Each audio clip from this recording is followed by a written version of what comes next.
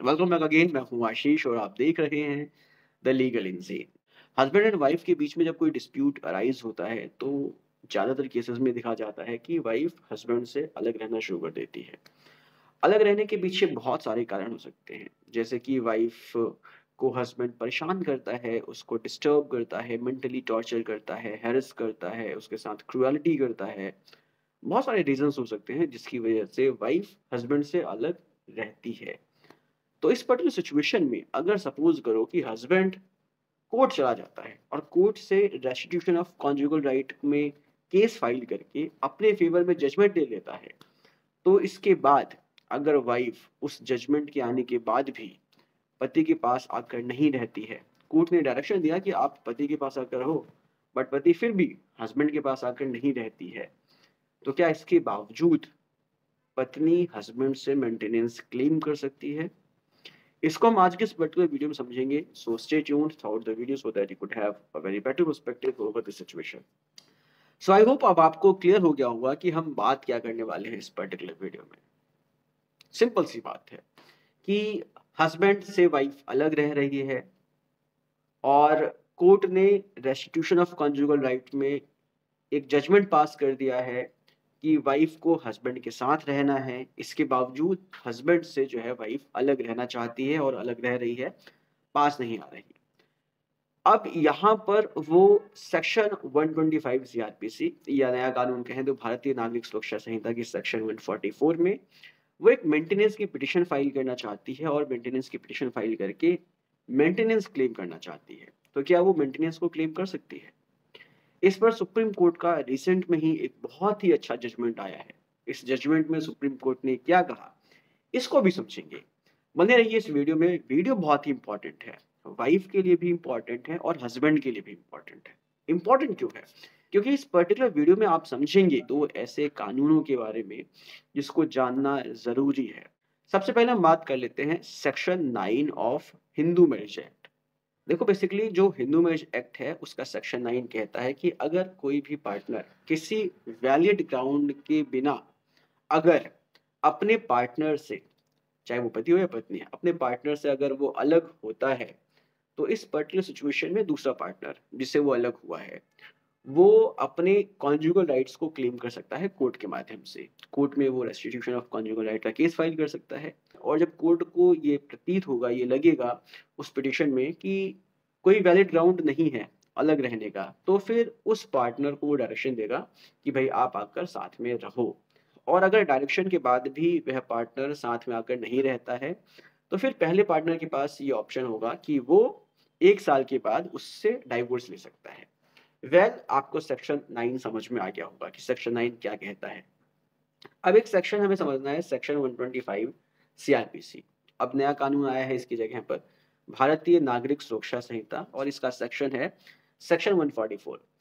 Section 144 specifically अगर मैं नट shell में बताऊं तो सेक्शन 144 बेसिकली वाइफ को ये अधिकार देता है कि अगर उसका हस्बैंड उसको मेंटेन नहीं करता है, उसको नेग्लेक्ट करता है, तो इस पर्टिकुलर सिचुएशन में वो अपने हस्बैंड से मेंटेनेंस को क्लेम कर सकती है। अगर वो किसी वैलिड ग्राउंड की वजह से हस्बैंड से अलग भी रह रही है, तो भी वो इस सिचुएशन में मेंटेनेंस को क्लेम कर सकती है। ये सेक्शन 125 है सीआरपीसी का, या सेक्शन 144 है भारतीय नागरिक सुरक्षा संहिता का। मैंने इस सेक्शन को बहुत ही संक्षेप में बताया है आपको वाइफ के रिगार्डिंग। हालांकि सेक्शन 125 या सेक्शन 144 जो है वो बच्चों को भी अधिकार देता है अपने फादर से मेंटेनेंस लेने का, और पेरेंट्स को भी अधिकार देता है अपने बच्चों से मेंटेनेंस लेने का। अभी फिलहाल हम हस्बैंड एंड वाइफ की बात कर रहे हैं, तो इसलिए मैंने सिर्फ जो है हस्बैंड एंड वाइफ के रिगार्डिंग ही इस सेक्शन को आपको एक्सप्लेन किया है। अब इसके बाद हम आते हैं अपने मेन टॉपिक पर। हमारा मेन टॉपिक ये है कि क्या वाइफ हस्बैंड से मेंटेनेंस को क्लेम कर सकती है अगर कोर्ट ने सेक्शन 9 की पिटिशन हस्बैंड के फेवर में पास कर दी है। मतलब कि कोर्ट ने अपने जजमेंट में ये बोला है कि वाइफ हस्बैंड के पास आकर रहे, लेकिन इसके बावजूद अगर वो हस्बैंड के पास नहीं आती है, तो क्या वो मेंटेनेंस को क्लेम कर सकती है सीआरपीसी के सेक्शन 125 में या भारतीय नागरिक सुरक्षा संहिता के सेक्शन 144 में। इसको लेकर सुप्रीम कोर्ट का जजमेंट आया है। इस जजमेंट का नाम है रीना कुमारी वर्सेस दिनेश कुमार महतो। झारखंड का केस है। इस केस में क्या हुआ था सबसे पहले ये समझो।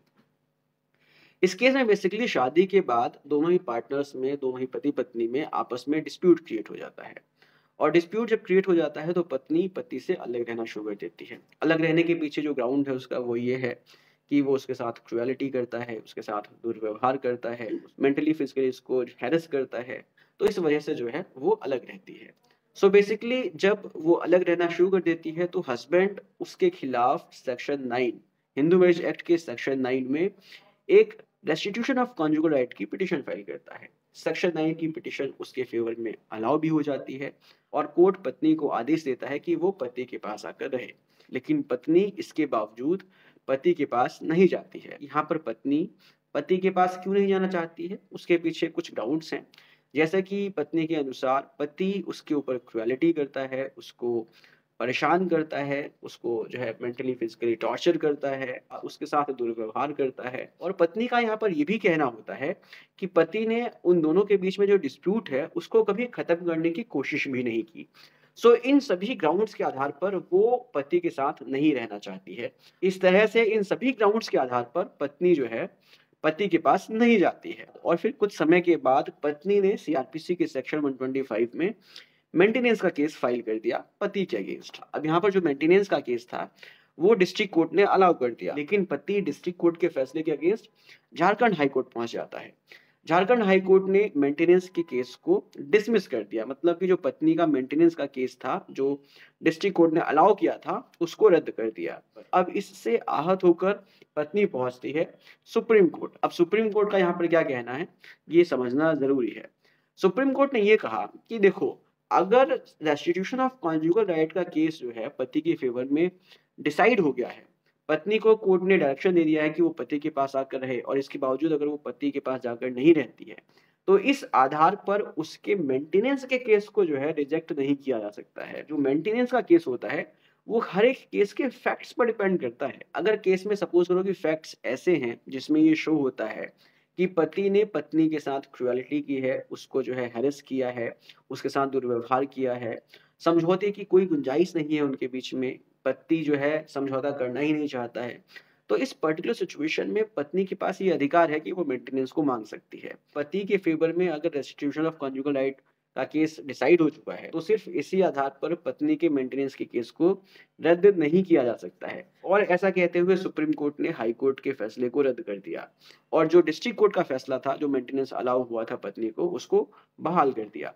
तो बेसिकली अब आपको यहाँ पर समझ में आ गया होगा कि अगर पत्नी जो है पति से अलग रह रही है और पति ने रेस्टिट्यूशन ऑफ कॉन्जुगल राइट का केस भी अपने फेवर में जीत लिया है, तो इसके बावजूद भी पत्नी पति से मेंटेनेंस को क्लेम कर सकती है अगर उसके पास वैलिड ग्राउंड है अलग रहने का। उम्मीद करता हूँ कि वीडियो इन्फॉर्मेटिव लगी होगी। अगर इन्फॉर्मेटिव लगी है तो उसको शेयर कीजिए। मिलते हैं नेक्स्ट वीडियो में। Take care, bye bye.